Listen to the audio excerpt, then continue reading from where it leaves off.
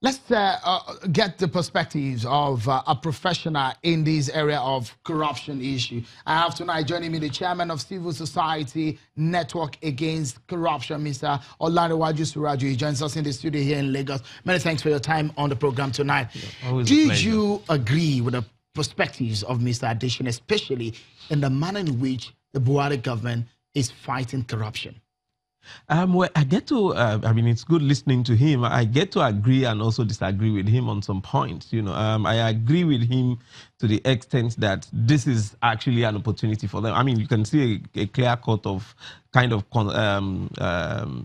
conflict in terms of contradiction in his statement of where he says it's not a wake-up call for them, but then they will have to look at the report. But it's actually a wake-up call, because you have to look at it and then see where you are already faltering, and then you will be able to make amendments, and then where you think that you're wrongly or improperly assessed, and then try to straighten up, because it's all about perception. So all you need to do is to change the perception of the people. And you also asked a very valid question. I agree with him, it is perception.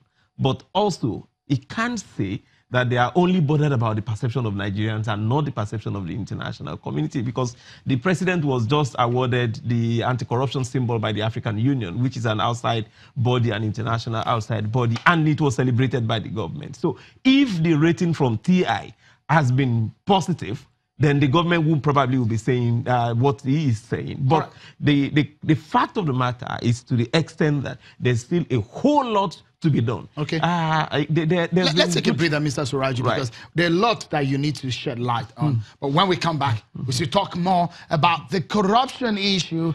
The government says it will fight it hard. So beyond the perception report, what exactly are we talking about here? Stay with us, everyone. We'll be right back.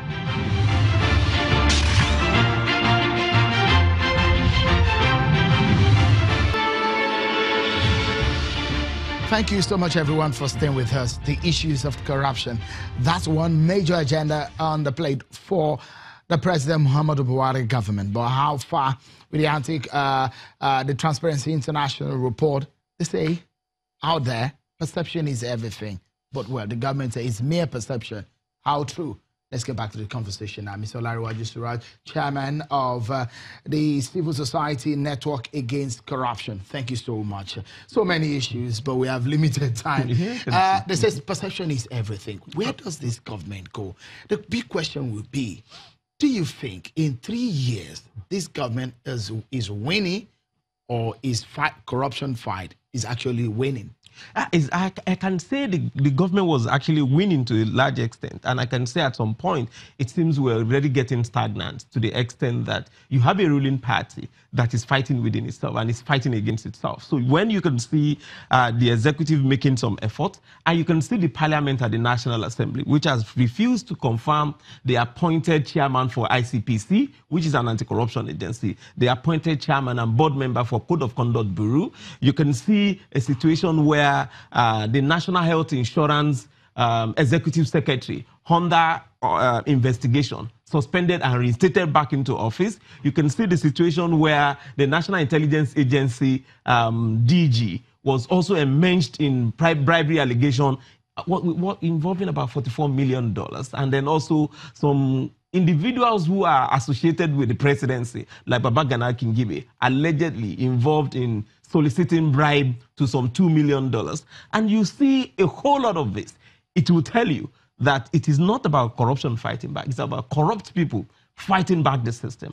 There are quite a whole lot of them that are within the system. They are within the executive, they are within the parliament, and there are also some of them in the judiciary. But the whole essence of this is that the government is not getting its house right. You can see the Attorney General questioning the EFCC in some of the activities and some of the investigations that are going, including even that of prosecution. And you get to wonder, where is the synergy? Who is doing it right? Who is doing it wrong? But like I said earlier, we're making progress. We can't compare this to what we had in the past. You can also give it to the extent that you also see a situation where the chairman of the Governors Forum, who is a member of the ruling party, who is the governor of Zamfara State, was also fingered in some corruption and money laundering cases that was discovered by the EFCC under the Paris Club refund for governors' firm. And the same thing goes with the Senate president. So when you're talking about perception, it gives that perception that to both even locally and then internationally. There was this case about the Malibu oil deal, the issues about the monies returned and issues about whether or not that should not be an advisory to the government. Perhaps that's where we drop the conversation tonight. What are the perspectives out there and what are the perspectives on the inside? Quickly. I think it's the most disastrous thing that has happened to Nigeria. I think it's the most disservice that the Attorney General actually has done to this country and also to the goodwill that was enjoyed by this government and Nigerian people from outside. In a London court, the Attorney General and Nigerian government actually wrote to say the Malibu deal was a product of corruption. And on that basis, a $78 million was to be returned to Nigeria. And this was a letter under the office of the Attorney General to the UK court and to the UK government. So it baffles to see that the Attorney General is now questioning and writing to the president saying there are no evidence to prosecute such a case when you have already written in black and white to say the contract was a product of corrupt practices. And Mr. Olarewaju Suraj, always a pleasure having you, but time is never enough. Chairman, Civil Society Network Against Corruption, thank you so much for your time tonight. Always my pleasure. Thank you so much. And that's our show for tonight, everyone. Many thanks for watching. I'm Sean Okimbaloye. Bye-bye.